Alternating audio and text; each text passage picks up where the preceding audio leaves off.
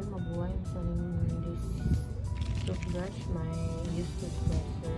Kung siya ibaligya for 15 pesos po. And napalit na ko na siya sa original price na 25 pesos. It's been 2 weeks pa lang po maong kuan kanang 15 pesos akong baligya sa sir. Siya daw pa kayo na siya. Hulo kayo and makahulo siya sa ngipon yun. Sa motor ka nang ikan kag pangapit mag-brush ka sir. Hinlo kayo, mahinlo yun imong ngipon na ni and smooth kaayo sir. Smooth kayo ni siya. Ako na ibaligya sir, kinakapalit ako new toothbrush. Inanin lang gaban siya sir, but kuan like siya color kay nasumhan ako.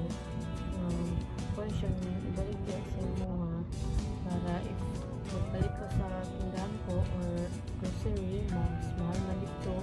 And kung sakwa ka magpalit sir, maka-discount, makatipid ka sir. And napod siya panghilo sa sir, sa dila. Kanyang likod, paghindo na siya sa dila, mahinduan mo din yung dila. And siya napod kayo ni siya sir paggamit.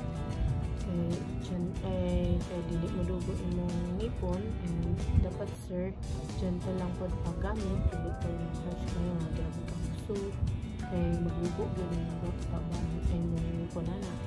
And paggamit ni mo ni sir, sakit imong ngipon, paggamit ni mo ni sir sa toothbrush sir, kasi mawala imong sakit sa ngipon sir. And malang po to for only 15 pesos ako yung ibaligya sa imo and I hope na mapalit din mo sir. Kaya kayo ni siya skin bago pa kayo sa good as pa po.